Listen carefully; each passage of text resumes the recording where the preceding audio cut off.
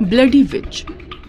England के दो town York और हैम्स्टर टाउन को विभाजित करता ये खतरनाक सीवर एक भयानक बीच के लिए जाना जाता था। इस सीवर के उस पार यॉर्क टाउन था तो इस पार हैम्स्टर टाउन था। सीवर के घुमाव की वजह से रास्ते इतने फूटे थे कि अनजान व्यक्ति धोखा खा जाते थे।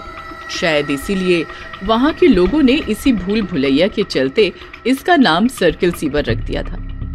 पर यह ज्यादा मशहूर था उस बीच के चलते। चांदनी रात फैली हुई थी। चार्ल्स सीवर के उस पार के किसी टाउन से लौट रहा था। चांदनी रात की रोशनी में उसने देखा बगुले पक्षी के जैसे सफेद वस्त्र में अप्सरा की तरह दिखने वाली एक युवती उसी की तरफ बढ़ी आ रही थी। उसने सीवर पार करने के लिए अभी अपना पैर ब्रिज पर रखा ही था कि ब्रिज के बीच पानी में अजीब सी आवाज उसे आसपास महसूस होने लगी। वो युवती करीब आ गई और चार्ल्स से बोली, मुझे जरा सहारा देकर सीवर पार करा दे तो बहुत मेहरबानी होगी। चार्ल्स अभी कुंवारा लड़का था। युवती के हाथों के स्पर्श से ही उसके तन में बिजली सी दौड़ गई। उसकी धड़कन बढ़ गई थी। वो बोला, आओ ना, संभल के, मेरी बाह थाम लो। चार्ल्स बोला। दोनों तरफ सीवर का पानी उधम मचा रहा था। युवती ने मुस्कुराते हुए उसकी कलाई अपनी कलाई में थाम ली। मगर ये क्या? चार्ल्स को लगा सैकड़ों कांटे एक साथ उसकी हथेली में चुभ गए हो। वो युवती की कलाई झटकते हुए दर्द से तिलमिला उठा। क्या हुआ? इतना तड़प क्यों रहे हो? युवती बोली। मगर चार्ल्स को काटो तो खून नहीं। वो डरता सहमता हकलाती आवाज में बोला, कुछ नहीं, पैरों में कोई चीज चुभ गई थी। कभी किसी से, मेरा मतलब है, प्यार व्यार किया है या नहीं? युवती बोली। जी, अभी तक तो ऐसा मौका नहीं मिला। चार्ल्स शर्माते हुए सर झुकाए बोला, कोई बात नहीं, आज जी भर कर प्यार करेंगे। ये रात रोज रोज कहाँ आती है। बेचारी चार्ल्स ने डर या कामुकतावश हामी भर दी। ब्रिज के बीच भाग में आते ही युवती ने अपने जिस्म को कपड़ों से आजाद कर दिया। कसी जांघों, मदमाते जिस्म को देखते ही चार्ल्स आगे बढ़ा और युवती को अपनी बाहों में कसते हुए उस ब्रिज पर लिटा दिया। तभी एक तेज सनसनाती हवा उठी और उतने दायरे में अंधकार फैला गई। गीदड़ों की आवाजें तेज हो उठी। चार्ल्स युवती के बदन से खेल रहा था और वो युवती चार्ल्स की पीठ सहला रही थी। मगर ये क्या? अब युवती के वो खूबसूरत हाथ अचानक बदल गए। उनमें बाल उगने शुरू होने लगे और अंगुलियों में लंबे मोटे नाखून उभरने लगे थे। वो इस बीच अपनी असली अवस्था में आ गई थी। बड़ा भयानक काला सा चेहरा था उसका। तभी ब्रिज पर कुछ लोगों के चलने की आहट सुनाई दी। टाउन के कई लोग हाथों में टॉर्च लिए जोर जोर से चार्ल्स को आवाज देते इधर को ही आ रहे थे। लगता है तुम्हारे घर वाले हैं। ये नहीं आए होते तो आज हमारा संगम सदा के लिए हो गया होता। मैं तुम्हें कभी नहीं भूल सकता। हम फिर यहीं मिलेंगे। चार्ल्स शायद उस बिच की असली सूरत से अभी भी अनजान था। इसी को कहते हैं हवस में अंधा हो जाना। वो बिच घबरा गई। उसने चार्ल्स को एक तेज झटका दिया और चार्ल्स एक तरफ लुढ़क गया और वो बिच खिसियानी हंसी हंसती वहां से गायब हो गई। चार्ल्स विक्षिप्त सा खड़ा था। तभी टाउन वालों के साथ उसका पिता हंट चार्ल्स को झकझोरता हुआ बोला, चार्ल्स, तुम यहाँ इस सीवर के बीच बने ब्रिज पर क्या कर रहे हो? तुम्हें शाम तक घर आना था ना। वो मैं रास्ता भूल गया था। ये कैसी बातें कर रहे हो तुम? डैडी, मैं सच बोल रहा हूँ। चार्ल्स, तू नहीं जानता ये कितनी मनहूस जगह है। सब लोग चार्ल्स को घेरे उसे घर लाए। मगर चार्ल्स परिवार और टाउन वालों को अब हर रात परेशान करने लगा। वो सीवर की तरफ भागता। लोग उसे पकड़ कर लाते। टाउन वाले जान चुके थे कि सर्किल सीवर की बिच इस पर प्रभाव जमा चुकी है। एक दिन चार्ल्स का दोस्त मैक्स उससे मिला। यार, तू घर वालों को रोज परेशान कर रहा है। बात क्या है? लोगों में चर्चा है कि तेरे ऊपर सीवर की बीच प्रभाव जमा चुकी है। ये टाउन वाले ना कितने बेवकूफ है। चुड़ैल होती है क्या? अगर होती है तो आज की रात मैं भी देखूंगा कि वो होती कैसी है। तेरा क्या मानना है चार्ल्स? सीवर के ब्रिज के पास रात में एक खूबसूरत लड़की मुझसे मिलती है। सच? हाँ यार, सच। और ये कहकर चार्ल्स घर चला गया। मगर मैक्स की कामुकता उसे सीवर पर जाने के लिए मजबूर करने लगी। अब रात अपना जलवा बिखेरने लगी थी। मैक्स सर्किल सीवर की तरफ बढ़ चला। रास्ते में एक काले रंग का भयानक पक्षी पंख फैलाए एक अजीब आवाज भरता अचानक से उसके ऊपर से गुजरा। मैक्स को ऐसा लगा जैसे किसी ने उसके पैरों में मन भर लोहे की वजनी वस्तु को पहना दिया हो और उसके पैर बढ़ ही नहीं रहे हो। अभी वो इस बात को सोच ही रहा था कि सामने से एक आवाज आई। वहां सफेद लिबास में एक खूबसूरत युवती खड़ी थी। उसने मैक्स की ओर देखकर कहा, तो तू उसकी बातों में आकर अपनी मौत के मुंह में आ गया। शायद तुझे पता नहीं था कि हमारे भी उसूल होते हैं।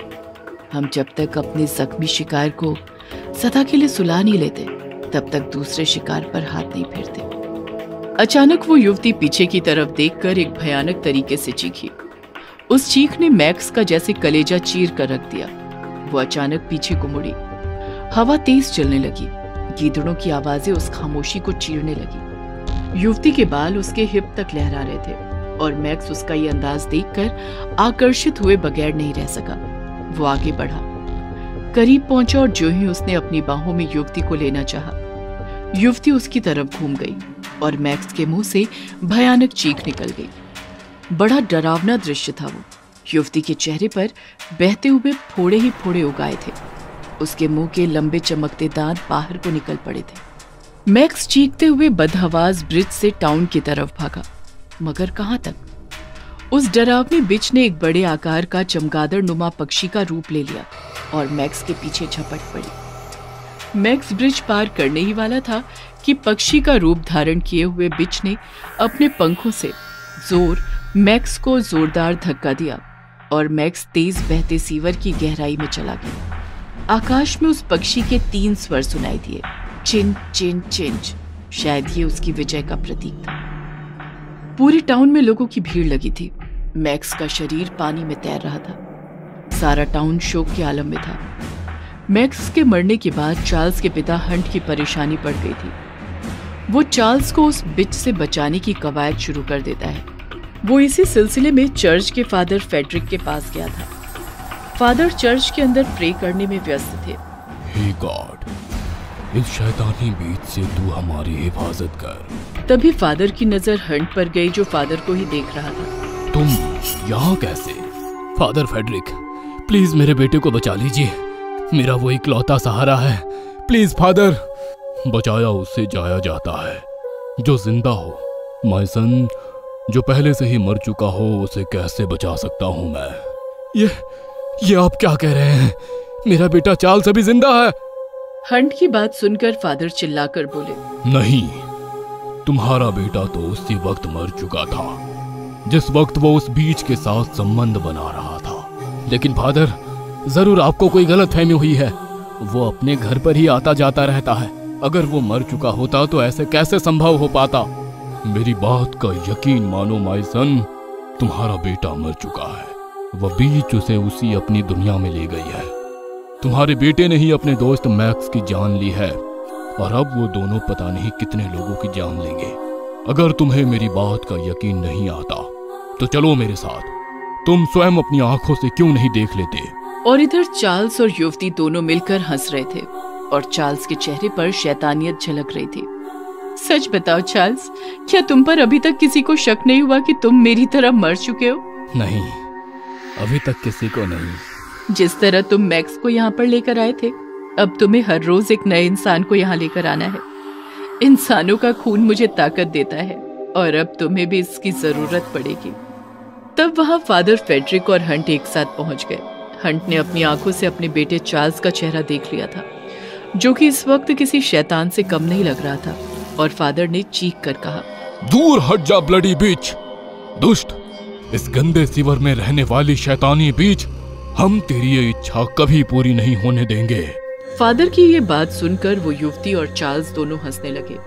तभी फादर मुंह से कुछ पढ़ने लगे। जैसे जैसे वो पढ़ते जा रहे थे, वैसे वैसे वो युवती और चार्ल्स एक भयानक रूप इख्तियार करने लगे।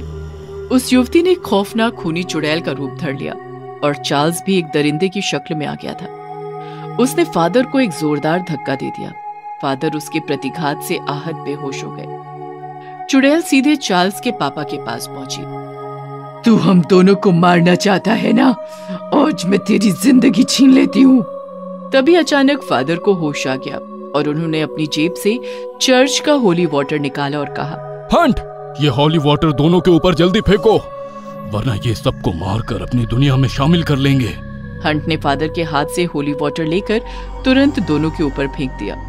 होली वाटर गिरते ही अचानक उस युवती यानी बिच का और चार्ल्स का जिस्म जल उठा। उन दोनों के मुंह से एक अजीब चीख निकली और देखते ही देखते वो दोनों सीवर के पानी में समा गए। वैलेंटाइन वाली रात कहानी है कोकमपुरा शहर की। सैम नाम का काफी जवान और हैंडसम लड़का ट्रेन से अपनी मौसी के शहर कोकमपुरा आ रहा था। ट्रेन स्टेशन पर रुकते ही मौसी ने सैम को अपने सीने से लगा लिया। पहली बार मेरे शहर आया है, अब मैं तुझे कहीं जाने नहीं दूंगी। चिंता मत करो मौसी, पूरा फरवरी यहीं एंजॉय करूंगा। वैलेंटाइन डे का महीना है, तुम्हारे शहर से किसी न किसी लड़की को जरूर पटा ले जाऊंगा। सैम की बात सुनकर मौसी एकदम से कांप गई। कोकमपुरा में वैलेंटाइन नहीं मनाया जाता सैम। लेकिन सैम का ध्यान कहीं और ही था। अचानक उसका सिर चकराने लगा। ये क्या हो रहा है? क्या हुआ बेटा? लगता है ये जगह, ये शहर मैंने पहले भी देखा है। नजरों को पता नहीं क्या क्या नजर आ रहा है। सिर दर्द से फटा जा रहा है। सैम की बात सुनकर मौसी हंसने लगी। अरे पागल, जिंदगी में पहली बार आया है तू यहाँ। रात भर सफर किया है, उसी का नतीजा है ये। फिर सैम मौसी के साथ मौसी के घर की तरफ निकल पड़ा। दूसरे दिन शाम के वक्त सैम ने मौसी के गैराज में एक बाइक देखी और मौसी को आवाज लगाई। मौसी!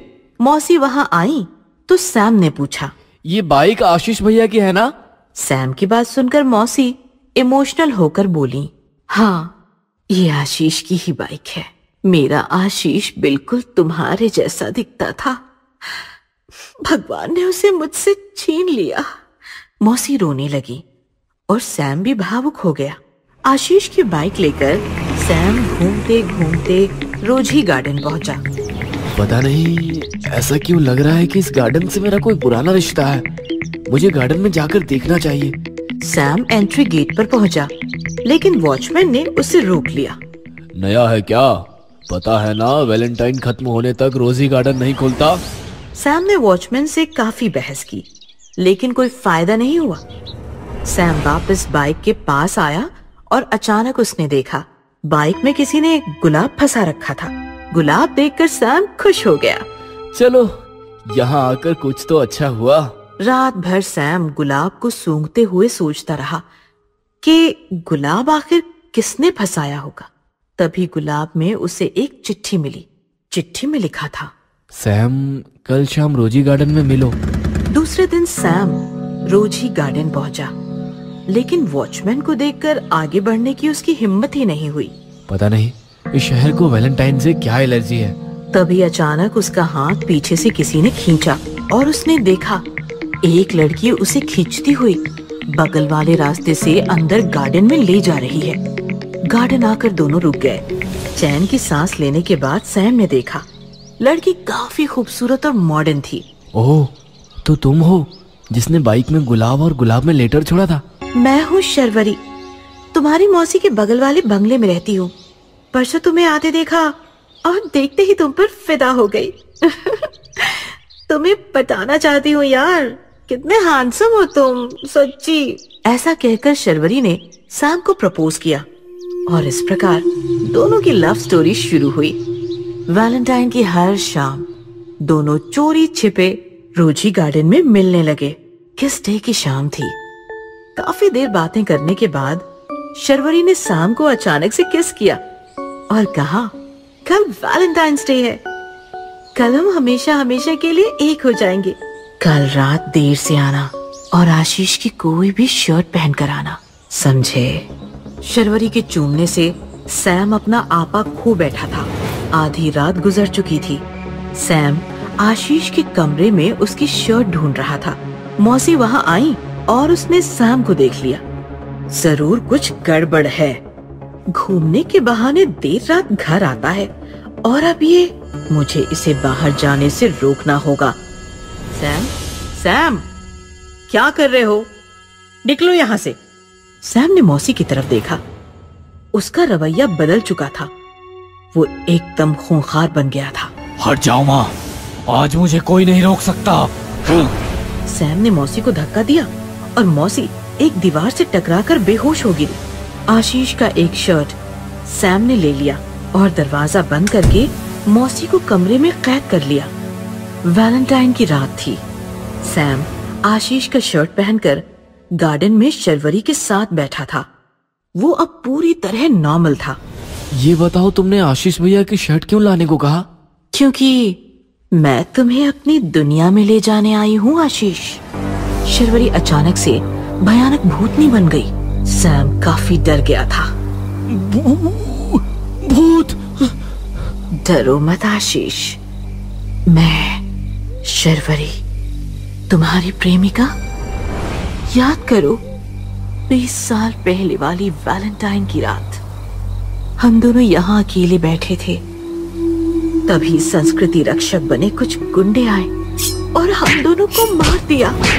तुमने तो सैम बनकर दूसरा जन्म ले लिया, लेकिन मैं बस तुम्हारा इंतजार करती रही, बस तुम्हारा इंतजार करती रही। ये क्या कर रही हो तुम? कौन हो तुम?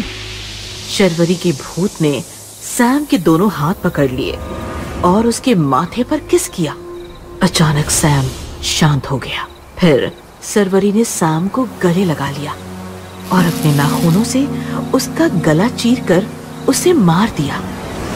इस प्रकार शर्वरी ने दूसरा जन्म लेने वाले अपने वैलेंटाइन को मारकर वैलेंटाइन की रात ही हमेशा हमेशा के लिए उसे अपनी दुनिया में बुला लिया। Bloody stepwell. गर्मी के दिन थे। गर्मी से गर्म होती जमीन आधी रात के बाद ही ठंडी होती थी। अक्सर लोग कुएं के करीब तालाब की सीढ़ियों की तरफ इस गर्मी से सुकून पाने के लिए रात में निकल जाते थे। रात काफी हो गई थी। सभी गांव वाले बावड़ी से धीरे धीरे लौट आए थे, मगर साहिल, करण, अजय और विजू चारों दोस्त बावड़ी की सीढ़ियों पर अभी लेटे ही थे कि धीरे धीरे बहती ठंडी हवा में उन्हें नींद आ गई। अमावस की रात ने ठाकुर की बावड़ी को छिपा लिया था। तभी साहिल के कान के पास छम छम छम छम बजती पायल की आवाज सुनाई दी। साहिल की नींद खुल गई। उसने देखा एक लड़की नीचे तालाब की सीढ़ियां उतरती उसे इशारे से बुला रही है। साहिल समझा इन्हें सोने दो, आज अपने हाथों में लड्डू होगा, और वो उस लड़की का पीछा करने लगा। लड़की सीढ़ियां उतरती उसे इशारा करती नीचे ले गई और साहिल के कानों में आवाज आई छपाक, और लड़की बावड़ी के पानी में अचानक कूद गई। साहिल ने भी आव देखा न ताव, बावड़ी के पानी में कूद पड़ा छपाक। मगर ये क्या, दिखाई तो कुछ नहीं दिया था, मगर साहिल की दर्द भरी चीखें सुनाई देने लगी, जैसे कोई उसे फाड़ रहा हो। उसकी चीखने की आवाज सुनकर उसके सोए तीनों साथी करण, अजय, विजू जाग गए और घबराए से इधर उधर देखने लगे। तभी करण बोला, अजय, विजू, ये तो साहिल की आवाज है और आवाज पानी के अंदर से आ रही है। लग रहा है नहाने के वास्ते गया होगा, शायद डूब रहा है, चलो देखते हैं। और सभी सीढ़ियां उतरते नीचे बावड़ी में गए। अब साहिल और जोर जोर से चीखने लगा था। फिर क्या था, तीनों दोस्त भी बावड़ी के पानी में कूद पड़े। अंधेरे में अंदाजा लगाना मुश्किल हो रहा था, पर ये क्या, एक साथ सभी दर्द से कराहते चीखने लगे। बावड़ी के पानी में जैसे भूचाल आ गया था। कुछ देर बाद चीखें थम गई, सब कुछ शांत हो गया। सुबह ठाकुर की बावड़ी पर गांव के लोग इकट्ठे हो गए थे। बावड़ी के पानी से बाहर चारों की लाशें निकाल ली गई थी। ग्रामपुर गांव में सन्नाटा छा गया था। चारों तरफ औरतें मर्द रो रहे थे। तब से लोग इस बावड़ी की तरफ जाना तो दूर, उसे देखना भी मनहूस समझने लगे थे। आज पूनम की रात अपने पूरे शबाब पर थी। 4 हादसे ठाकुर की बावड़ी पर पहले भी हो चुके थे, इसीलिए वहां रात में जाने वालों की तादाद कम ही नजर आने लगी थी। निखिल आज ही तो अपने ननिहाल ग्रामपुर आया था। वो ग्रामपुर में किसी को भी नहीं जानता था, सो अकेले नाना नानी के साथ बोर हो रहा था। एक दिन तो उसका किसी तरह घर में गुजर गया, मगर शाम होते ही वो नानी से बोला, नानी, जरा मैं बाहर घूमने जा रहा हूँ, देर हो गई तो घबराना नहीं, मैं घूमकर फिर आ जाऊंगा। निखिल बेटा जा, पर बावड़ी की तरफ मत जाना, नानी बोली। पर क्यों नानी, वहाँ ऐसा क्या है जो आप मुझे उधर जाने से रोक रही हैं? पहले जा, घूम कर आ जाने पर बताऊंगी। निखिल नानी के घर से बाहर गली में निकल गया था। तेज हवा शोर मचाए हुए थी। निखिल मन ही मन नानी की बात को सोचता हुआ गांव से बाहर चला जा रहा था। वो बार बार एक ही बात सोच रहा था, आखिर क्या राज है उस बावड़ी में जो नानी वहां जाने से हमें मना कर रही थी। अभी वो इसी में उलझा हुआ ही था कि उसके ऊपर से कीच कीच करीच की आवाज करता एक लंबे पंखों वाला भयानक काला पक्षी गुजरा और उसके बदन में डर की सिहरन दौड़ा गया। वो इस पक्षी के अचानक आने से कांप सा गया था। उसने किस्से कहानियों में तो सुना था कि इस दुनिया में ऐसे पक्षी भी हैं जो किसी इंसान को अपने पैरों में दबाए उसे दूर देश ले जा सकते हैं। वो ये सब सोचते हुए आगे बढ़ता ही जा रहा था कि तब तक ठाकुर की बावड़ी आ गई। ऊपर हवा तेज थी, सो ऊपर खड़ा रहने पर तकलीफ दे रही थी और निखिल इस हवा के दबाव से बचने के लिए बावड़ी की सीढ़ियां उतरने लगा। नीचे बावड़ी का पानी चांद की रोशनी में नहाया हुआ था। अभी पानी और उसके बीच 15-20 पायदानों का फासला था। वो संभलते हुए नीचे उतरता गया। अब वो बावड़ी के पानी के करीब था। निखिल ने इधर उधर नजरें दौड़ाई। एक अजीब सा सन्नाटा था वहां और वो बावड़ी के पानी के करीब सीढ़ियों पर बैठ गया और पानी की गहराई की थाह लगाने लगा। तभी उसे लगा कि कोई भारी चीज बावड़ी के ऊपर से लुढ़कती बावड़ी के पानी में छपाक से गिरी है और कुछ ही देर के बाद ही उसने नोट किया कि भूच भूच भूच भूच की आवाज के साथ बावड़ी का पानी जैसे उबाल ले रहा हो। पानी के उबलने की आवाजें साफ सुनाई दे रही थी। तभी वहां उबलते पानी की जगह एक हंसी की आवाज सुनाई दी। निखिल ने इधर उधर अपनी नजरें दौड़ाई। वहां बावड़ी के पानी में खड़ी अर्धनग्न अवस्था में वो खूबसूरत युवती थी। चांदनी में नहाया उसका संगमरमरी बदन और रोशन हो उठा था। अब निखिल के मन में भी चाहत का समंदर उमड़ने लगा था। मुझे बचा लो, मुझे बचा लो। मेरे दोनों हाथों में एक बड़ा सा थाल है, उसमें कीमती सामान है। मैं ऊपर नहीं आ पा रही हूँ। युवती की आवाज सुनाई दी। कैसा थाल? कैसा कीमती सामान? देखो, ये रहा बड़ा सा थाल और सामान। और निखिल ने देखा उस अर्धनग्न युवती के हाथों में एक बड़ा सा तांबे का थाल था और उस थाल के ऊपर एक सिल्वर कलर का चाकू रखा पड़ा था जो चांद की रोशनी में बार बार चमक रहा था। वो समझ गया था कि युवती सही कह रही है। वो बावड़ी के पानी से बाहर निकलने में असमर्थ है। और फिर क्या था, निखिल कपड़े उतारकर कूद पड़ा बावड़ी के पानी में लड़की की सहायता के लिए। वो लड़की से करीब 10 फुट के फासले पर अभी इधर था कि वही भयानक लंबे पंखों वाला काला पक्षी जो उसे आते वक्त रास्ते में मिला था कीच कीच करीच की आवाज करता हुआ उसके ऊपर मंडराने लगा। वो युवती की तरफ से ध्यान हटाए हुए उस पक्षी की तरफ देखने लगा। तभी खूबसूरत युवती का वो खूबसूरत रूप यौवन गायब होता गया। अब उस खूबसूरती की जगह खून रिश्ता फफोलेदार चेहरा उभर आया। उसके लंबे बाल हवा में लहराने लगे। उसकी आंखें दहकते शोलों की तरह लाल हो गई। मुंह के जबड़े से टेढ़े मेढ़े घूमे लंबे दांत बाहर को आ गए। उसके हाथों में नाखूनी पंजे उभर आए और उन पंजों में वो चमकता हुआ सिल्वर खंजर यानी चाकू आ गया। अब वो खूबसूरत युवती खौफनाक डायन का शक्ल अख्तियार कर चुकी थी और निखिल जिस खौफनाक पक्षी को देख रहा था, अचानक वो शैतानी हंसी हंसता हुआ वहां से गायब हो गया। अभी निखिल आसमान की तरफ सर उठाए उसे इधर उधर देख ही रहा था कि नीचे उसे गुर्राहट सुनाई दी। एक अजीब सी गुर्राहट। उसका ध्यान बट गया। उसने जैसे ही नीचे देखा वो चीख उठा। उसके करीब उस पर खंजर यानी चाकू ताने वो खौफनाक डायन खड़ी थी। तभी हाथों में मशाले लिए सैकड़ों गांव वाले ठाकुर की बावड़ी पहुंच गए और शोरगुल ज्यादा बढ़ गया। शोर को सुनकर निखिल का हौसला बढ़ गया। वो तेजी से डायन को देखते हुए बावड़ी के पानी में पीछे हट गया। डायन गुस्से में एक अजीब चीख मारती हाथों में खंजर लिए उसकी तरफ दौड़ने लगी। तभी गांव के एक व्यक्ति ने अपनी जलती मशाल डायन और निखिल के बीच में फेंक दी और डायन एक अजीब चीख मारती हुई निखिल की तरफ और तेजी से बढ़ने लगी।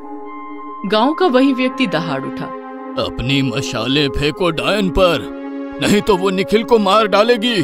फिर क्या था, 8-10 गांव वालों ने अपनी जलती मशाले डायन पर फेंक दी और डायन एक अजीब सी कलेजा चीर देने वाली चीख मारती बावड़ी के पानी को फाड़ती उसमें गायब हो गई। तब तक निखिल भागता हुआ बाहर आ गया था। उसके नाना नानी उसे गले लगाकर फपक फपक कर रो पड़े। अब सब कुछ शांत था।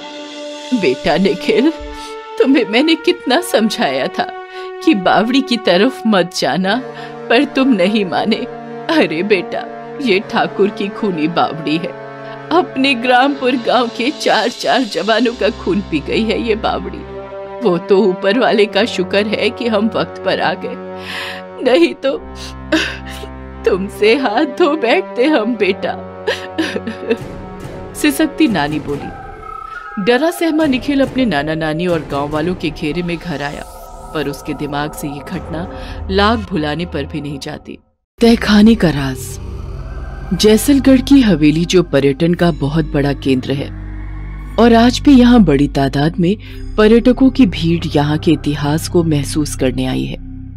इस भीड़ में सब लोग हवेली के अलग अलग हिस्सों में घूम रहे हैं और 4-5 लोगों का ग्रुप हवेली के पहले तहखाने की तरफ बढ़ा है और उन्हें सामने दूर अंधेरे में एक आदमी, फिर दूसरा और तीसरा, ऐसे आदमियों की तादाद भीड़ में बढ़ती हुई दिख रही है जो कि आधे कंकाल की तरह भयानक दिख रहे हैं, जो एक साथ इन कॉलेज के बच्चों की ओर आगे बढ़ रहे हैं।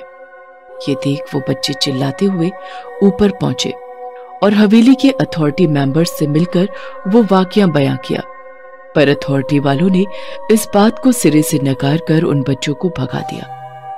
कुछ दिनों बाद एक 53 साल के आदमी रणधीर चौधरी, जो कि पेशे से ऐतिहासिक फोटोग्राफर, वो आराम से धीरे धीरे हवेली देखते, फोटो खींचते हुए उसी तहखाने तक पहुंचे और उन्होंने भी वो मंजर देखा जो उन बच्चों ने देखा था और वो सब रणधीर ने अपने प्रोफेशनल कैमरे में रिकॉर्ड किया और फोटो भी लिए। पर शाम होते ही उनकी लाश बाहर आई। लाश को उनके घर के पते पर उनके सामान सहित पहुंचा दिया गया। उनके बेटे साहिल चौधरी ने अंतिम संस्कार और क्रियाकर्म कर उस रात अपने पिता का कैमरा चेक किया, जिसमें उसे वो रिकॉर्डिंग और फोटोज ने हैरान कर दिया। अगले दिन साहिल ने सब एक पेन ड्राइव में कॉपी किया और अपने 3 खास जिगरी दोस्तों को बताया। साहिल ने एक पेन ड्राइव को पुलिस को बताकर FIR दायर करी उस हवेली के राज परिवार पर, जिसकी कोर्ट में पेशी है और राज घराने से जय सिंह राठौड़ आए हैं। राठौड़ साहब, क्या जो कुछ इस पेन ड्राइव में है उसके बारे में आपको पता है? क्या ये सच है? क्योंकि अब तो विज्ञान भी ये सब मानता है, वो भी अगर सबूत हो तो जरूर मानता है। सरासर झूठ है जज साहब। हमारा परिवार भी पुश्तों से उसी हवेली के एक हिस्से में रहता है। 100 से ज्यादा कर्मचारी वहां दिन रात रहते हैं। अगर कुछ होता तो हम सबको भी दिखता या हमारे साथ भी कुछ घटता। हमने पता करवाया है कि रणधीर चौधरी हृदय गति अवरोध के मरीज थे। तहखाने में घुटन से उनके साथ ये हादसा हुआ है। ये दलील सुनकर जज ने केस खारिज कर दिया। अब साहिल अपने तीनों दोस्तों के साथ रात को घर की छत पर शराब पीते हुए कहता है, अब हवेली का राज वहां जाकर ही पता किया जाएगा। तुम साथ देते हो तो कल सुबह सूरज की पहली किरण के साथ तैयार रहना। अगले दिन की सुबह चारों जैसलगढ़ हवेली पहुंच गए हैं और पूरी हवेली को बारीकी से घूमकर वहां की चीजों को बारीकी से देख और लिखे हुए इतिहास को पढ़ भी रहे हैं। जितनी तस्वीरें लगी थी उनकी भी तस्वीर साहिल अपने मोबाइल कैमरा से ले रहा है। शाम होने को है और सारे पर्यटकों के बाहर जाने का समय नजदीक आने वाला है। उससे पहले वो चारों तहखाने में घुस गए हैं और वहीं रुक गए हैं। अरे साहिल, क्या कर रहा है? चलना नहीं है क्या? नहीं, जो पता करना है वो यहीं इस तहखाने में है और यहीं रुक कर ही पता चलेगा। तू सच्ची में सबको मरवाएगा? भूतों का तो पता नहीं, पर पकड़े गए तो कुटाई पक्की है। और वो चारों वहीं अंधेरे में छुप गए हैं। हवेली खाली हो गई है। अंधेरे के साथ सभी कर्मचारी भी बाहर जाने लगे हैं, जिसका पता कर्मचारियों की आवाज सुनाई देने से उन चारों को चल रहा है। तो अब जल्दी निकलो, अंधेरा हो रहा है। जल्दी चलो वरना मारे जाओगे। क्यों हर रोज कहना पड़ता है? ये सब सुनकर इन चारों को डर का एहसास हो रहा है और वो एक दूसरे को देख रहे हैं, जिनमें से एक डर में भाग गया और एकदम से सामने एक राजा की शैतानी डरावनी आत्मा आई और उस लड़के के गले को पकड़कर ऊपर उठा लिया, फिर गला दबोचकर मार दिया। गर्दन की हड्डी टूटने की आवाज और उस दोस्त के मुंह से निकलते खून ने बाकी 2 को भी तहखाने के अंदर डरकर भागने पर मजबूर कर दिया, जहां फिर से एक एक कर आधे कंकाल वाले आदमियों की भीड़ बढ़ती गई, जिन्होंने उन दोनों को दबोच लिया और मार डाला। ये सब देख साहिल रोता बिलखता तीसरी ओर भागा और तहखाने से बाहर ऊपर एक बड़े से कमरे में पहुंचा, जहां एक महारानी की बड़ी सी तस्वीर लगी है। कमरे के बाहर उन भूतिया आधे कंकाल वाले आदमियों और राजा की भयानक आत्मा का जमावड़ा खड़ा है, पर अंदर नहीं आ रहा है। ये देख साहिल खुद से ये बात करके बड़बड़ा रहा है, ये सब अंदर क्यों नहीं आ रहे हैं? पीछे से एक औरत की आवाज आई, ये पापी लोग अंदर नहीं आ पाएंगे। साहिल पलटा और देखा कि तस्वीर से महारानी की आत्मा बाहर आ गई। साहिल पीछे कदम बढ़ाता हुआ गिरा। डरो मत बेटा, मैं उन जैसी नहीं हूं, और वैसे भी जो पता करने आए हो वो सच मैं ही बता सकती हूँ तुम्हें। तो सुनो। 123 साल पहले जीसलगढ़ घराना छोटा पर नामचीन था, क्योंकि महाराज चंदेर सिंह जनता के सामने और नजरों में बड़े दयालु और निष्ठावान थे। हर इंसान के सहायक थे, बड़े भावुक थे, पर उनका असली चेहरा बस मैं, उनकी महारानी शीत कंवर ही जानती थी, या फिर वो गुलाम जो वफादारी से उनकी गुलामी करते थे। वो सच ये था कि गांव से हर रोज एक औरत रात के अंधेरे में गायब होने लगी, जो कि महाराज अपने गुलामों से अगवा करवा कर हवेली के चमचमाते तहखाने में मंगवाया करते थे। उसके साथ जितनी बार और जितने समय तक रंगरलियां बनाते और मन भरने पर मरवा कर गांव के जंगल में लाश फेंकवा देते। कोई न कोई जानवर रात में उस लाश को खा ही जाता, और तब वो आधी खाई हुई लाश मिलने पर लगता कि जानवर का शिकार हुई है। एक आदमी बलदेव ने दिमाग लगाया और बड़बड़ाने लगा, सिर्फ औरत ही क्यों, जानवर जो भी हो, उससे सिर्फ औरत का शिकार ही करना है। और वो रात को छुपकर गांव के चौक में ही पेड़ के नीचे हर रोज सोने लगा। एक रात को जब एक औरत निवृत्त होने के लिए जंगल की ओर गई, तो वहां से कुछ जोरों से छटपटाने की आवाजों ने बलदेव को उसका पीछा करने पर मजबूर किया, और उसने देखा कि कुछ लोग उस औरत को अगवा करके ले जा रहे हैं। पीछा करने पर देखा कि वो हवेली के खुफिया दरवाजे से अंदर गए हैं। अब बलदेव हवेली के सामने पेड़ों के पीछे छिप छिप कर दिन रात बिताने लगा। 4 रात बाद वो लोग उस औरत को वापस जंगल में लेकर गए और फेंक कर चले गए। बलदेव ने उस औरत की नाक के सामने उंगलियों से उसकी सांसें चलती महसूस की, तो अपने पास पड़े पानी से भरी जरी यानी चमड़े की पानी पीने वाली थैली से पानी छिड़क कर औरत को होश में ले आया, जिसने महाराज का सच बलदेव को बताया। बलदेव उस औरत को उसके घर ले गया और उसके घर वालों को आधी रात को ही गांव के सरपंच के घर लेकर गया और सब बताया। जल्दी ही गांव के 80 से ज्यादा मर्द इकट्ठे होकर हवेली पहुंचे। आधी रात को सोए हुए महाराज महारानी को बाहर जन सैलाब की चीख की आवाजें सुनाई दी और वो बाहर आए। आते ही सब मर्दों ने महाराज को खरी खोटी सुनाई, जिसके महाराज तिल मिला गए। महाराज तब भी ठंडे दिमाग से बोले, आप सब अंदर आओ, फिर सही से बात करते हैं। सब अंदर आए और आते ही राजा ने अपने सैनिकों को आदेश दिया, इन सबको बांध कर तहखाने की दीवारों में चुनवा दो। ऐसा ही हुआ। भयानक नरसंहार। मेरा मन भर आया और गुस्से में मैंने खंजर अपने पति महाराज चंदेर सिंह की पीठ में घोंप दिया और बाद में वही खंजर अपने गले पर भी चलाकर खुदकुशी कर ली। वो आधे कंकाल वाले आदमी सब वही हैं जो जिंदा दीवारों में चुनवा दिए गए थे, और साथ ही महाराज भी हैं जिनकी भटकती आत्मा शैतानी हो गई है। सुबह की पहली किरण के साथ साहिल छुपता छुपाता हवेली से बाहर आता है और वहीं के पुलिस थाने में राज घराने के खिलाफ शिकायत दर्ज करवाता है। कोर्ट में अर्जी लगवाता है। हवेली के तहखाने की दीवारों को तुड़वाने की और अर्जी जज मंजूर करते हैं। पुलिस फोर्स जाकर मजदूरों से दीवारों को तुड़वाते हैं और उन्हें 80 नर कंकाल बरामद होते हैं। अब कोर्ट आदेश देता है राज परिवार को कि हवेली पर सरकार का कब्जा है और हवेली को ध्वस्त करने का आदेश किया जाता है। ऐसे होता है जैसलगढ़ की हवेली के तहखाने के राज का अंत। ल्यूसीफर्स गिफ्ट। ये कहानी है गोवा के गोवान गाइस की। एक कपल जो कि चाइल्डहुड फ्रेंड से लवर्स और फिर कपल बना।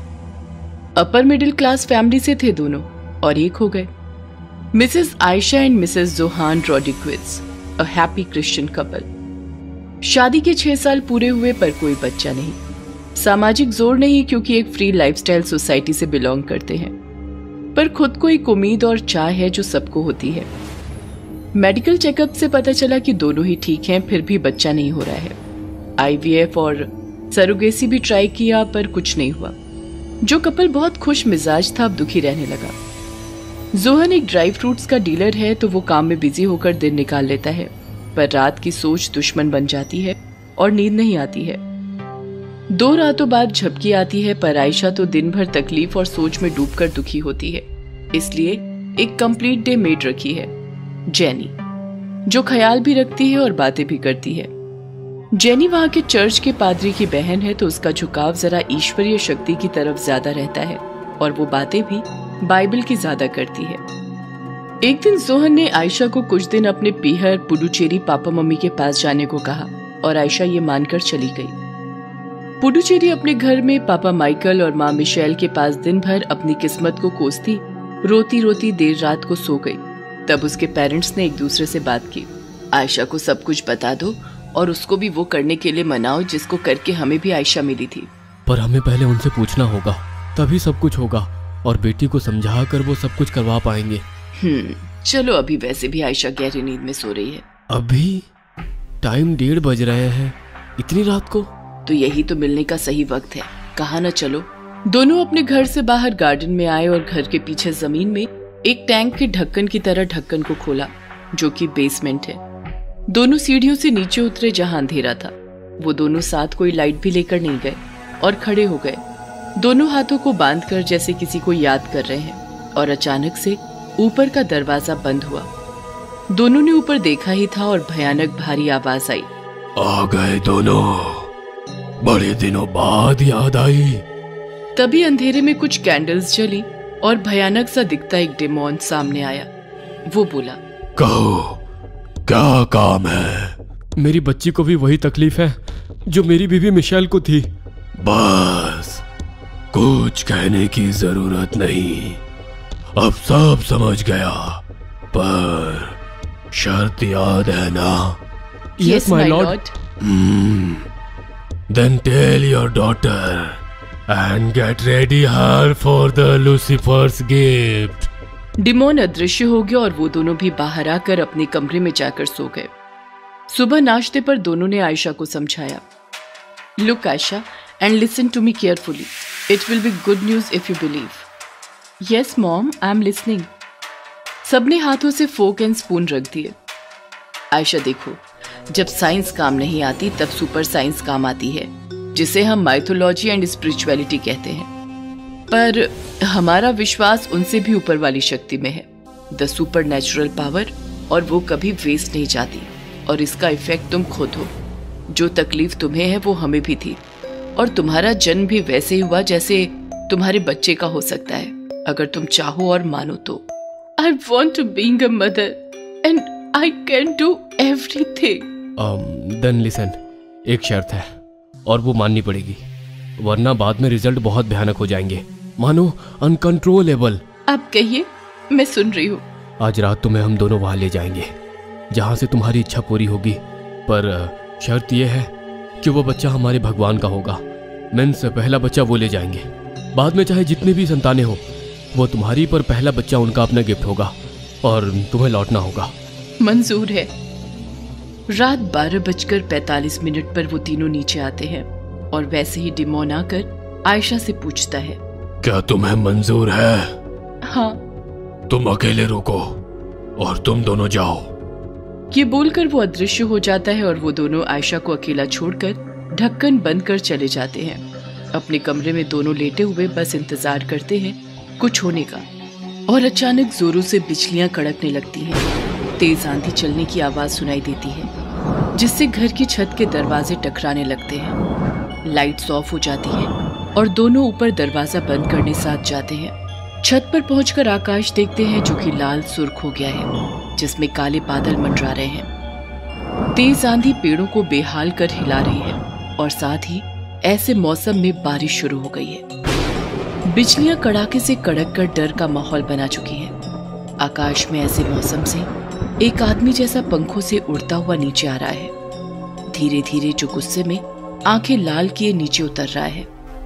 उन दोनों की नजरें उससे मिली और दोनों घुटनों पर बैठ गए। वो आसुरी शक्ति नीचे उतरती है, पंखों के सहारे घर के पीछे उतर गई। मौसम अभी भी वैसा ही है।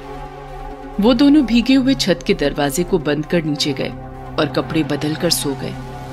पर सोना किस्मत नहीं उस रात, क्योंकि मौसम की गर्जना और अब बेटी की चीखें सोने नहीं दे रही हैं। 3 बजे एकदम से सब शांत हुआ और फिर दोनों सो गए, जो इतने समय से अपने बिस्तर पर बैठे एक दूसरे को देख रहे थे। सुबह 7 बजे आवाज आई, गुड मॉर्निंग मॉम, डैड। दोनों उठे और देखा कि सामने बेटी और वो एक कातिल मुस्कान से भरी है, जिसमें उस आसुरी शक्ति का अंश आ गया है। अब आयशा अपने पति जोहान को कॉल करके कहती है, यहाँ सरोगेसी से काम हो गया है, कॉन्ग्रेचुलेशंस, जल्दी आ जाओ। Yes, my love. Thank you, baby. Today I am the happiest man on the earth. I will be there in the evening. अभी फ्लाइट से निकलता हूँ। जोहान शाम को पहुंच जाता है अपने ससुराल। 1 हफ्ते बीवी के साथ शहर घूमता है और वापस दोनों गोवा जाते हैं। खुशी से अपनी बीवी का ख्याल रखता है, घर पर ही रहता है। बिजनेस उसके वर्कर्स हैंडल करते हैं और इसमें 9 महीने बीत जाते हैं और वो दिन आता है जन्म का। बीवी को हॉस्पिटल ले जाता है। लेबर रूम के बाहर खड़ा बीवी की चीखें सुन रहा है, जो सहन नहीं कर पा रहा है, और हॉस्पिटल से चला गया और देखा कि मौसम एकदम भयानक हो गया है, वैसा ही जैसा उस रात था। एक आदमी आकर बधाई देता है, तब वो अंदर आता है और देखता है कि एक लड़के का पिता बन गया है, पर पास के बेड पर जो थी वो और उसका बच्चा दोनों मर गए। बिकॉज ऑफ नॉर्मल डिलीवरी अगले दिन घर आ जाते हैं। खुशी के माहौल में 1 साल बीत जाता है और सब अपने रोज के काम में लग जाते हैं। पहला जन्मदिन आता है जब उसके नाना नानी भी आते हैं और बेटी को शर्त याद दिलाते हैं, पर वो नहीं मानती। अगले दिन वो दोनों चले जाते हैं पुडुचेरी, पर यहाँ भर रात lights on off, TV on off, bed के नीचे से आवाजें, दोनों को मिरर में कोई दिखना, दीवारों से खून निकलना, सब भयानक और गलत हरकतें होती दिखाई देती हैं। दिन रात कुत्ते रोते हैं, रोज कोई परिंदा घर से टकरा कर मरता है। आधी रात को किसी के दर्द में रोने की आवाजें, ये सब जोहान को बेचैन कर रही है। और इनको देख जेनी आंटी जो मेड है, वो अपने पादरी भाई को बुलाने का कहती हैं और जोहान मान भी जाता है। प्रिस्ट आते हैं और घर में घुसते ही समझ जाते हैं। फिर वो बेबी को देखने कमरे में जाते हैं और उंगली उसके मुंह में डालते हैं कि वो बच्चा इतनी जोर से काटता है कि उंगली ही काट खाता है, और इतना सा बच्चा वो उंगली चबा कर निकल जाता है। ये सब जोहन को डरा देता है। बाहर आकर प्रिस्ट साफ बता देते हैं कि घर में शैतान का बसेरा है और बच्चा शैतानी तोहफा है। जोहान कुछ कह नहीं पाता, बस इतना ही, फादर, ये सब कैसे और सही कैसे होगा? देखो, ऐसा बस शैतान से सौदा करने पर होता है, और वो केवल बच्चे के पिता या माँ ही कर सकते हैं। इसका इलाज केवल घर का शुद्धिकरण है, जिसमें सबकी जान का खतरा भी है। पर जिसने ये सौदा किया है शैतान के साथ, उसको मेरे सामने सच बताना होगा। Father, my God is my witness, but if Ayesha did this, I will ask her the truth. बस आप तैयारी कीजिए। See you tomorrow. God bless you all. Priest चले गए और जोहान अपनी पत्नी से आंखों में आंखें डालकर सच्चाई पूछता है। आयशा सब बता देती है। दोनों बच्चे के कमरे में जाते हैं और देखते हैं कि कमरे में अंधेरे के बीच लाल रोशनी में वो डेमोन उसे गोद में खिला रहा है और उन दोनों को कहता है, कल इसे लेने इसके पिता खुद आएंगे। और अदृश्य हो जाता है। आयशा फूट फूट कर रोती है और बताती है, वो डेमोन जिस पिता का कह रहा था, वो कोई और नहीं, खुद लूसीफर है। जोहान भागते हुआ चर्च जाता है और प्रीस्ट को सब सच्चाई बताता है और शुद्धिकरण की क्रिया प्रक्रिया उसी समय करने को कहता है, क्योंकि 12 बजे के बाद लूसीफर कभी भी आ सकता है और अब सिर्फ 1 घंटा बचा है।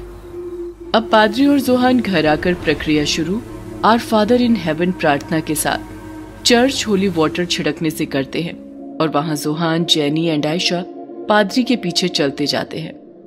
फिर जब आखिर में बच्चे के कमरे तक फर्स्ट फ्लोर पर पहुंचते हैं कि घड़ी की घंटी बजती है, जिसमें 12 बज चुके हैं और समय थम गया है। पादरी का मुंह सिल जाता है, हाथों से Bible and holy water bottle गिर जाते हैं और वो कुछ बोल नहीं पाता। तभी भयानक मौसम बन जाता है। तभी घर की छत गिरती है और फिर उसमें से उड़ता हुआ उतरता है बड़े पंख और भयानक चेहरा लिए लूसीफर। अपने बच्चे को उठाता है कि आयशा उसके पैर पकड़कर गिड़गिड़ाती है, मुझे ले जाओ पर बच्चे को छोड़ दो। पर लूसीफर इतनी जोर से चिल्लाता है कि दूर तक आवाज जाती है।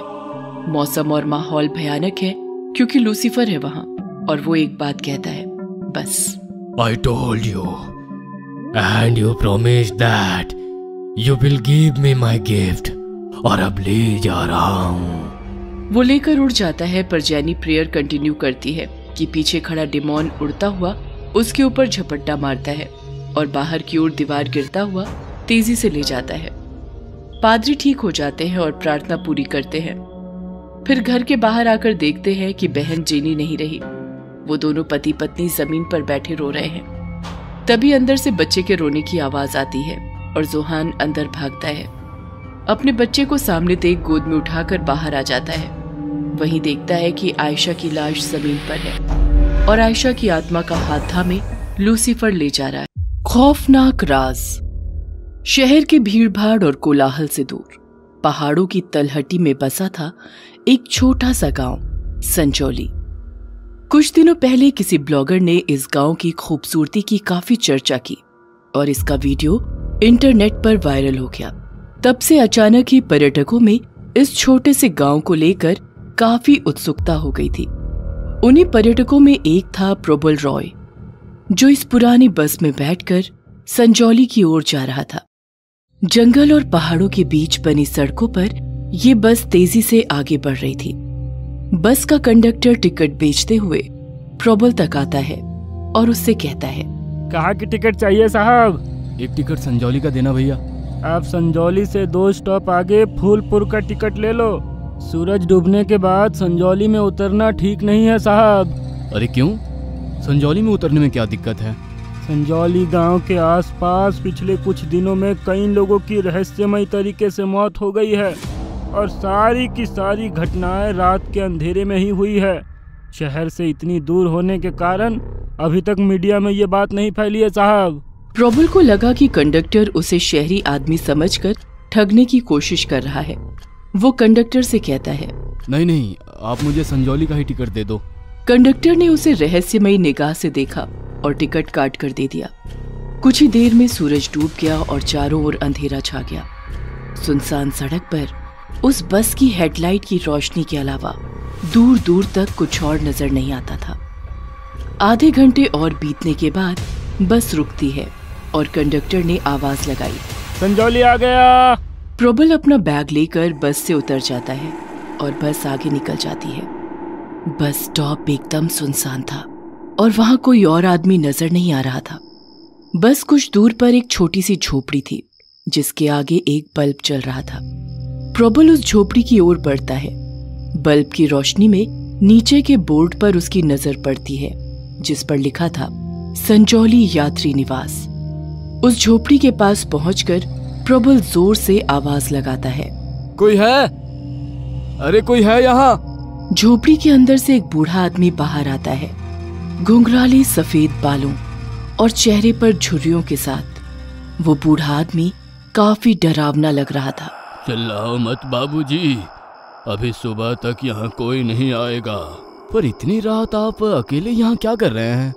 मैं किशनगढ़ वाली बस का इंतजार कर रहा हूँ। वो रात 10 बजे यहाँ से गुजरती है। आपको कहाँ जाना है? मुझे तो संजौली गांव जाना था। संजौली? वो गांव तो इस बस स्टॉप से 3-4 किलोमीटर दूर है। अब वहाँ के लिए आपको सुबह ही यहाँ से रिक्शा या घोड़ा गाड़ी मिलेगी।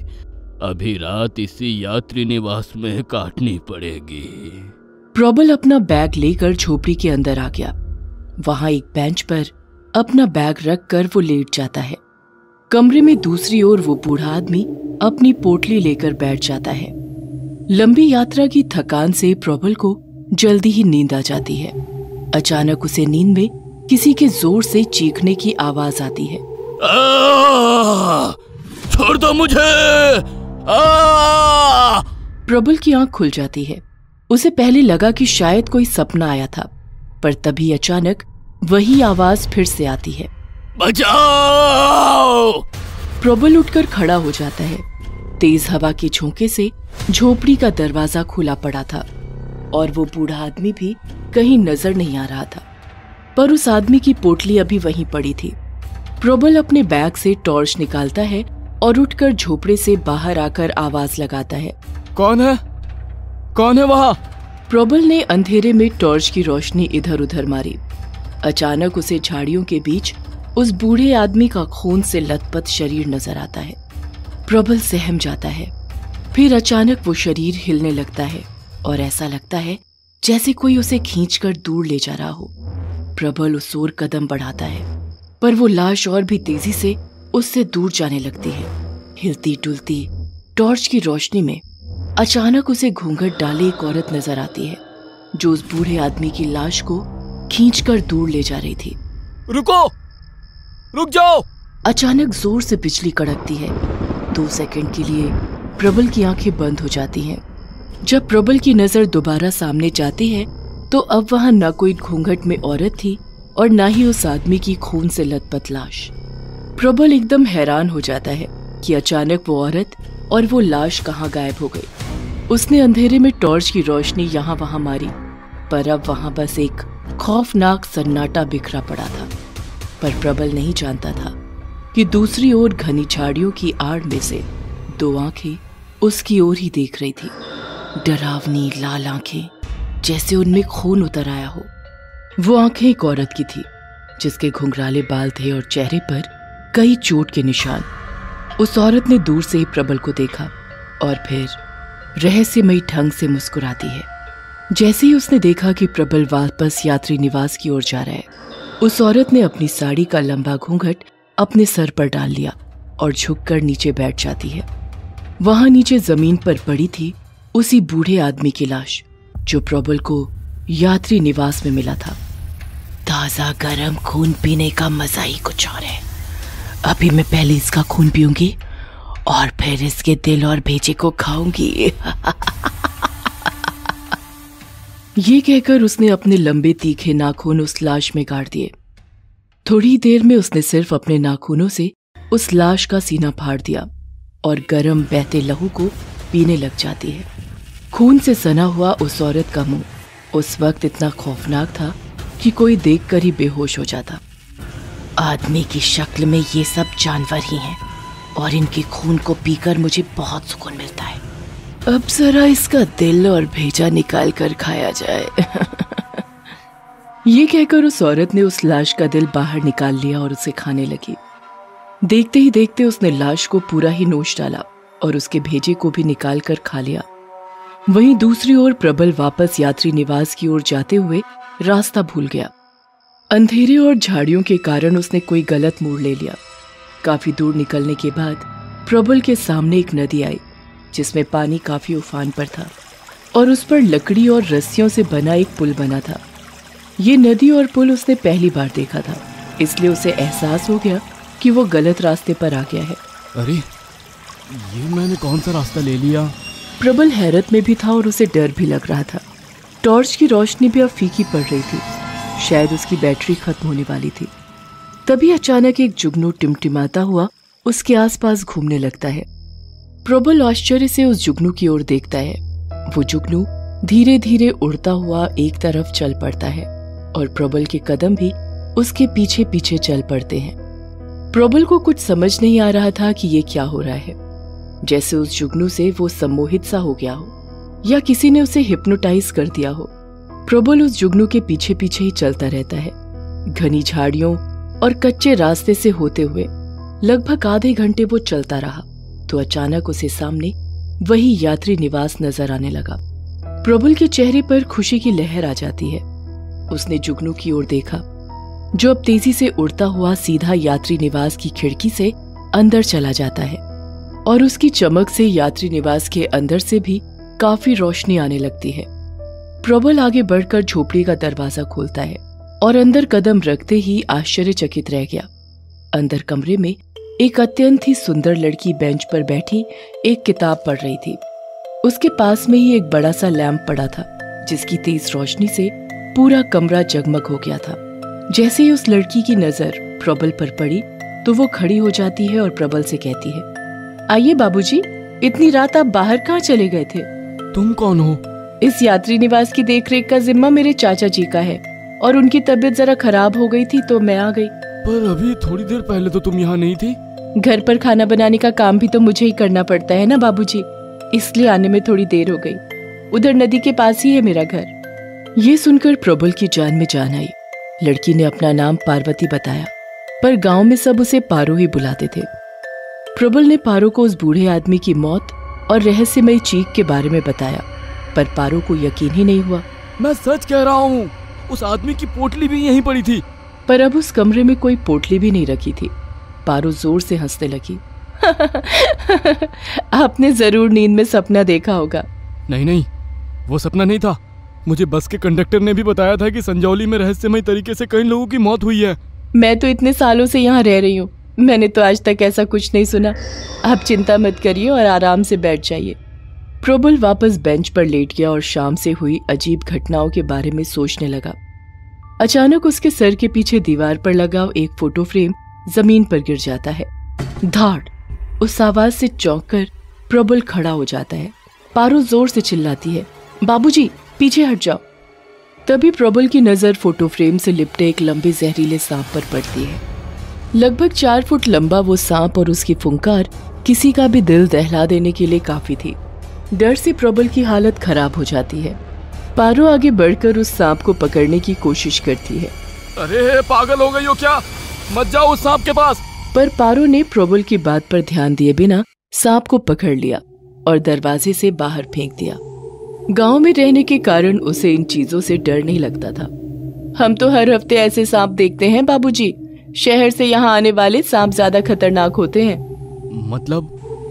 मतलब शहर के ऐसे नीच लोग जो गांव के भोले भाले मासूम लोगों का शिकार करते हैं। ये कहते कहते पारो का चेहरा बदलने लगता है। उसकी आंखें अब सुर्ख लाल हो जाती हैं, जैसे उनमें खून उतर आया हो। उसके गाल पर एक बड़े जख्म का निशान होता है और उसकी उंगलियों के नाखून काफी बड़े और नुकीले हो जाते हैं। कुछ ही पलों में सुंदर सी पारो उसी भयानक औरत में तब्दील हो जाती है जो कुछ देर पहले झाड़ियों में उस बूढ़े आदमी का खून पी रही थी। ये सब देखकर प्रबल के रोंगटे खड़े हो जाते हैं। डर से हकलाते हुए प्रबल कहता है, पारो, ये तुम्हें क्या हो रहा है पारो? तुम सब शहर के लोग एक जैसे होते हो, मक्कार नीच जानवर जैसे। अब तुम्हारा खून पीकर ही मुझे शांति मिलेगी। ये कहकर पारो उसकी तरफ बढ़ती है। प्रबल ने पास में पड़ा बैग उसकी तरफ फेंका, पर पारो सिर्फ अपनी उंगलियों से इशारा करती है और हवा में ही उस बैग की दिशा बदल जाती है। प्रबल सीधा दरवाजा खोलकर बाहर भागता है। पारो उसके पीछे दौड़ती है। प्रबल एकदम बदहवास सा भागा जा रहा होता है। पारो ने अपना ध्यान प्रबल से 10 मीटर सामने एक लंबे पेड़ पर टिकाया और फिर अपनी गर्दन को एक तरफ झटका दिया। वो पेड़ सीधा सामने गिरता है और प्रबल का रास्ता रोक लेता है। प्रबल के सामने अब भागने की जगह नहीं बची थी। पारो उसके एकदम पास आ जाती है। उसकी लाल आंखों में प्रबल को अपनी मौत नजर आने लगती है। तभी उसने अपने गले से रुद्राक्ष की माला निकाली और हनुमान चालीसा का जाप करने लगा। पारो थोड़ी देर के लिए सहम कर रुक जाती है। प्रबल को थोड़ा हौसला मिलता है और वो रुद्राक्ष की माला सामने लटकाते हुए धीरे धीरे अपने दाएं बढ़ता है, जहां थोड़ी ही दूर पर नदी बह रही थी। पारो भी उसकी ओर बढ़ती जाती है, पर रुद्राक्ष की माला के कारण सीधा प्रबल पर अटैक नहीं करती। प्रबल ने नीचे देखा। लगभग 20 फीट नीचे से नदी पूरे उफान पर बह रही थी। प्रबल सीधे नदी में कूद जाता है। पारो गुस्से से उसकी तरफ देखती रह जाती है और प्रबल का शरीर नदी के साथ बहता हुआ दूर चला जाता है। अगले दिन सूरज की तेज रोशनी से प्रबल की आंखें खुलती हैं तो वो खुद को नदी के किनारे एक चट्टान पर लेटा हुआ पाता है। उसके चारों ओर 8-10 गांव वाले लोग खड़े थे। उन्हीं लोगों ने उसके बेहोश शरीर को नदी में बहने से बचाया था और बाहर निकाला था। प्रबल ने उन्हें अपने साथ बीती पूरी घटना सुनाई तो उन गांव वालों में से एक आदमी कहता है, बाबूजी, जिसे आपने देखा वो पारो नहीं थी। पारो नहीं थी? फिर कौन थी वो? वो पारो की भटकती आत्मा थी, क्योंकि पारो को मरे हुए तो 6 महीने हो चुके हैं उन गांव वालों ने बताया कि आज से 6-7 महीने पहले पार्वती उर्फ पारो उस गांव की सबसे सुंदर लड़की हुआ करती थी। एक बार शहर से कुछ लोग संजौली घूमने आए थे। जब उनकी नजर पारो पर पड़ी तो उनकी नीयत बिगड़ गई और वो उसे लेकर संजौली के यात्री निवास पर चले गए। वहां उन्होंने उसके साथ जबरदस्ती अपनी हवस को पूरा करने की कोशिश की।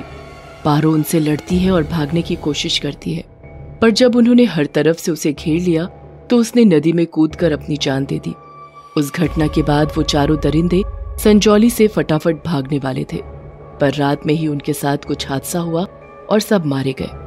क्या हुआ, कैसे हुआ, किसी को कुछ पता नहीं, पर मरने से पहले एक आदमी ने हॉस्पिटल में ये बताया था कि उन्हें पारो ने मारा है।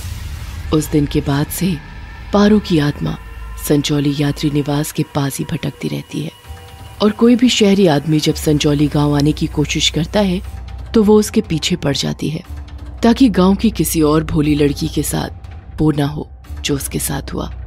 ये था संजौली का खौफनाक राज, और इसे सुनने के बाद प्रबल अगली बस से ही सीधा वापस चला गया। संजौली में रुकने का मतलब था अपनी मौत को खुद दावत देना।